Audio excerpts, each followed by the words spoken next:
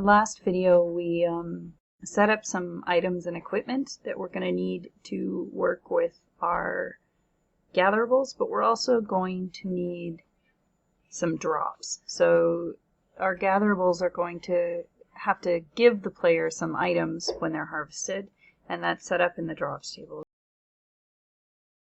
You can see that we've got a lot of drops. The drops table is actually pretty giant. You know, to save time, I think what I'm going to do is get an empty table for drops and replace this one. So I'm going to switch over to the other scene. And I'm going to take this one that's called Drops Coral, and I'm just going to delete that one. It's going to yell at me because we're using it. Hopefully I have the empty tables in here. Yes, I do. So we're going to go get an empty drops table. And we'll move it over into the Coral Tables folder like we did the other one. And then in the global database, we're going to go to the inventory and to drops. And you see it's missing its reference, which is what we expected to happen because we deleted it. So we'll go into Coral Tables, and we'll go Drops Coral, and we'll put the new one in. So now when we open this, it's just empty. So to make sure that our initial row of data is correct, I'm just going to open a different drops table. We're going to open a farm one. And we're just going to get a small stone row. Let's hit copy on that. Just deleted that in there. We just pasted that in there so that I could use it as an example. You can see that it's using an item ID here to control what's actually dropping. I can also drop currency or an upgrade. We'll actually probably drop quite a bit of currency because I made that experience currency, remember. So, but in any given drop, you can only have one of these things. So it's either an item or a currency or an upgrade. And then the minimum and the maximum amount. And you can either use weighted chances if you're building something that works more like a gacha box, or you can use a % chance for the drop. So we can close this one, and we're going to go and open up our items. And we're basically going to want to drop, at least initially, for all of the materials. And then maybe we'll make one for that experience currency we set up in the previous video as well. So this item ID is just stone, which it already was from the old one, so that's fine. Then we need, we're going to put in a driftwood, and we're going to say, we'll just call this small. It's also a gatherable drop. Then what else do we need? So we have driftwood, we have stone, so we need shell debris. The reason it says wood small, stone small, shell debris small, that's because I might say want to have a large object that when you harvest it you get a lot of this resource, but these ones you're just going to get a little amount of. And then our other item is seaweed. It's also a gatherable drop. This notes field is just notes to myself. You can write whatever you want here. It's just a memory thing. As far as their actual settings, I think 1 to 3 is still a reasonable set of values for this. So we'll just do that again. And when you do get this drop, we're going to set it to 100% of the time for now. We might not actually want that later, but right now, if you harvest, you'll get this small drop 100% of the time. We are going to try to add one more, and I've never actually made a new currency drop like this before, so this is a fun new experiment for me. We'll open this table so we just called it experience. And I think I'm just going to literally drop 1 experience when you harvest these. So, you know what, I'll write small on this one too. So it'll be the same thing. Well, we can, the reason, I probably will make it worth only 1 experience, but if I decide later that it should be worth 3 or something, if I just call it small, then I won't feel as fixed to what the contents of it are. Oops, we put that in item ID. We don't want that there. That is the currency ID. Okay. Then we need to just set the amount. For now, we're just going to set it to 1. And it's a 100% chance. And we'll include this experience drop in each of the gatherables. So you'll get experience for harvesting gatherables. So we have our drops. We have our items. Next, we need... I'll set up the visuals for the currencies a little later. Next, we need to actually set up a gatherable group for our area. So let's do a little bit of work on this. So right now, where did I put the quarry? It's over here. I don't actually know what this place is going to be, so I'm just going to call this a gathering area for now. It looks like the setup on this area setup is just a reference. So we've got an object loader. You can see this one's still templated. That's loading up this quarry. And then we have a replicator loader, which is gathering up the quarry gatherables replicator. So we're going to want to de-instance this one and abandon the template for this, because this thing is actually the quarry that's being used in farming. So we don't want to change that one. We want to make our new one. And we're going to call this like gathering area. Maybe I'll just call it area 1 or area A here. Area A. We'll change this all later when I know what I'm making. All right. So, and we'll call this area A gatherables replicator. We won't make a template of this for now. It doesn't need to be because the art that it's going to load won't be here anyway. Let's make a visual wall for the space and put that in the object loader. Just want something fairly organic. You know what? This is fine. We'll use a tray. Clearly, I will not leave it a tray forever. What I'll actually probably do is sculpt different terrain locations for each of the areas once I know what they're going to be and where exactly they're going to be.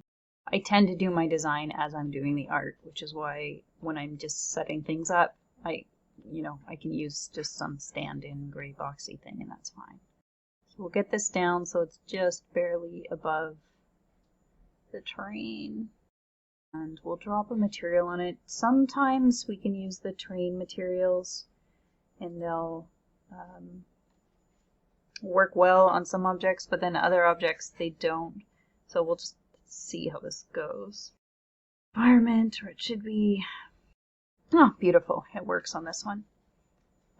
So there you go. We've got some walls now. We could actually even put this down right into the ground. Yeah, that's fine. Let's take this container and we'll move it here. We're going to load it into that area object loader. Make a new group to put it in, which we will call object loader. We can clear out the client and we can put in that wall. Okay, so now when we visit, if we just play quickly now, we're probably gonna have a lot of errors. Don't panic. It's fine. Okay, so when we go to that area, we're in that wall space. So that's great. That's all we want for now. We have to delete that. Now the replicator loader is just referencing this, so that's fine. But these two things in here are the actual names of going to be the names of the gatherable groups that we load up. So I think it's time to learn about gatherable groups. We're going to delete the second one, so we only have one. We're going to make sure this one's zeroed out, and we're just going to build it probably right in this folder for now. Let's go get the gatherable groups that were previously being loaded up here. It was this rock and bushes one. So you can see all these little brightly colored boxes those are the stand-in objects for the gatherables that were in the old scene.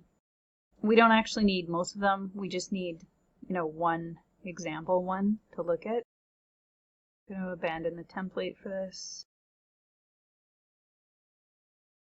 This thing here is going to be a, let's just clean that up. It's just our sample item, so we can learn how to make one of these dummy objects. So this one has a gatherable ID, harvestable large flat rocks, and you'll remember that we set up some gatherable IDs in a previous table. So in the gatherables coral table, we've set up rock A, rock B, rock C, and rock D.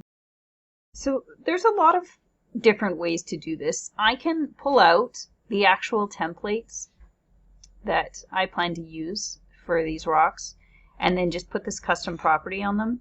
That would be fine. That'd be one way of doing this. I like using these ghost objects, but I also like for this object here that's going to be my placement object to be templated so that I can have the performance advantages of not having actual art in all these nodes all the time. But if I do want to throw in the art and just see how it looks, I can just throw it into the templated group. So I know that sounds a little confusing, but it's really worked best for me in my other similar games like Dragonport to set things up this way. So, and Dragonport doesn't use this framework, but it uses very similar systems. So okay, so we're gonna name this to Gatherable. Then we'll go rock A, but then I'm gonna call this the placement object. The gatherable ID on it needs to match this here, so you can just see that's rock A. Now, to get the position of the, the glowy box correct, we're gonna need some actual art. So I'm gonna go get gatherable rock A, and I will use the first state, to set up my size for my dummy object. So now I can just, there's a couple ways to use dummy objects. You can use these properties up here to scale them, which is what I had done originally with this one. But if you go down to the bottom, there's this thing that says absolute scale values. So if you try to scale it right now, you see it's not changing, even though I was trying to scale it. It's because of this box. If you uncheck that, now you can scale this box just with the regular transform tool. So it's a little bit quicker to do that way, so I'm just going to do that. I apologize if you hear my kids in the background. They're very noisy today. So I'm going to do the exact same thing I just did here, but I'm going to do it for the other objects. So delete this out of here. We'll rename this one to B. We will rename this one to C. And we will rename this one to D. And then we need the state ones for each of those, just so we can adjust their visuals. So that should be the B state one, this should be the C state one, and should be the D state one. We'll move them so we can see them, so that they're not all just piled on each other. And we'll quickly adjust the dummy objects. The dummy objects are just like handles, they're not, you don't even have to use them if you don't want to.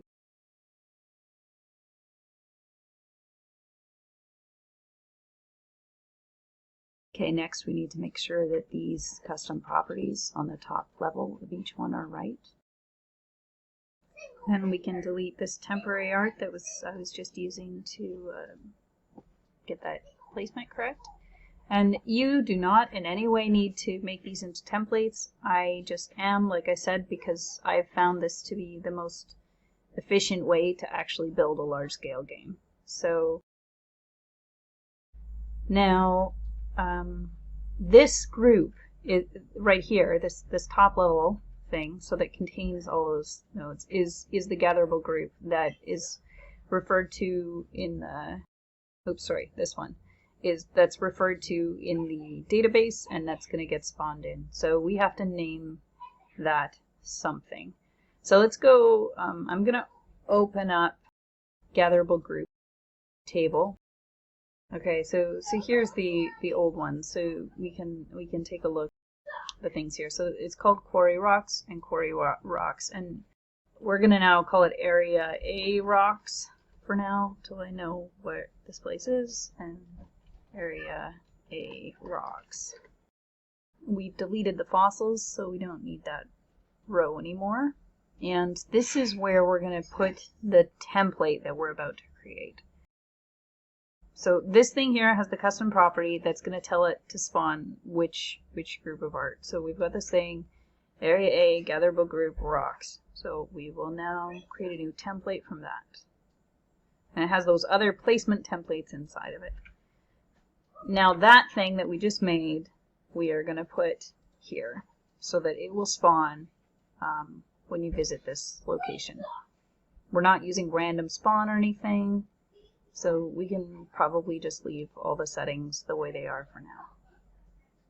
So we can delete this out of this area because it'll be spawned through this custom property. So File, Save All.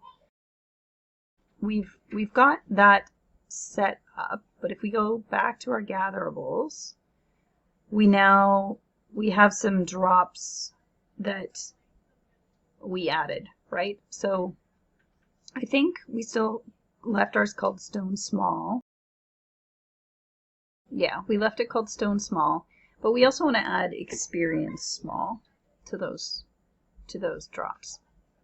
So when you want to add another one, it's just a comma separated list. So you can just go like that. So now all of them will drop us the small stone as well as an experience. So although all the gatherables and the items now exist in the game, you don't actually start with any tools, or you start with the tools that were in farming, actually. That's not ideal because we want you to be able to break your rocks. So that means you need the hammer tool. So we're going to go and we're going to delete some stuff that we don't need out of here. And we're going to add the stuff that we want. So I guess we'll leave the hammer in your first slot for now. Might want to change that later. We can, if we open up the items table, we can see we had hammer, clippers, then chisel. We want them to start on the hotbar, not the main inventory, so we'll keep that set as hotbar. And our slot index is the second one, and this is the third one. That's just the which little box it's in. So this will be in the first box, the second box, and the third. We want to start with one of each of these tools. So you should start with the 3 tools that we want you to start with now. So we'll save all.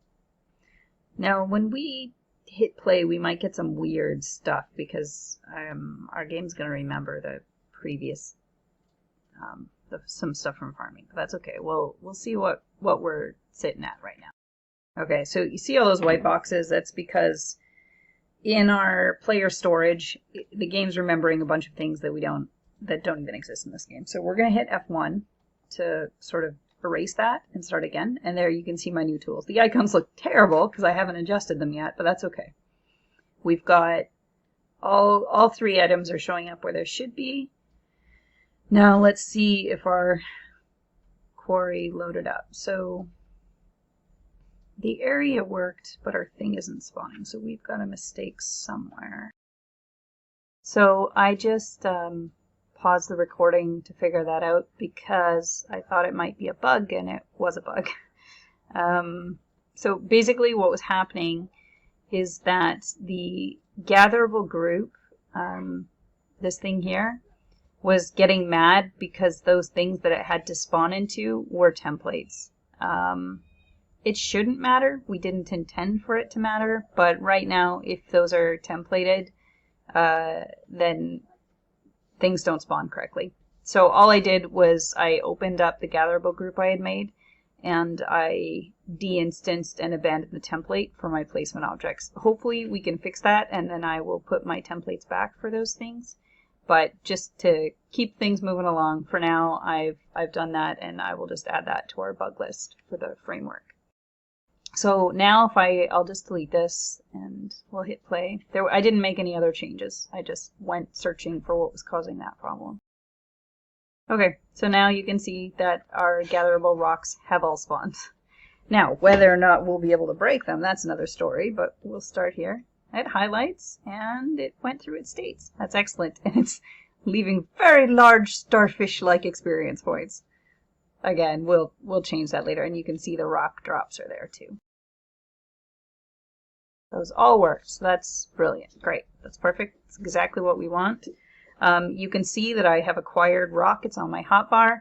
You can't see the experience yet because I haven't put the currency displays up for those, but we'll do that soon. I think I'm going to end this video here though because it's already fairly long, and we finally got some gatherables in, so we have some gameplay in our game. Yay!